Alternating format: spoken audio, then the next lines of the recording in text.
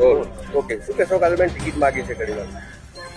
Ticket માંગી છે અને છેલ્લા 15-20 વર્ષથી પાર્ટી સાથે જોડાયેલી છું. બધા કામોમાં મારી હાજરી છે. તો ખરેખર હવે હું વિચારું છું કે જો કદાચ ટિકિટ મળી જાય તો આનાથી પણ વધારે કામ કરવાની મને મારું બળ જાગશે અને મજા આવશે. ને પાર્ટી સાથે બહુ મજા આવે છે એટલે પાર્ટીનું કામ કરવાની એક જે કહેવાય ને શક્તિ એ મારી વધી જશે.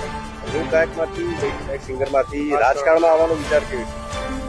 હવે આટલા 15-20 વર્ષથી જોડાયેલી છું એટલે જાગ્યું છે કે ના, કામ કરવાની વધારે મજા આવે છે બીજેપી સરકાર સાથે. તો વધારે શક્તિ જાગી છે કે હવે હું કંઈ પણ કામ કરું પાર્ટી માટે.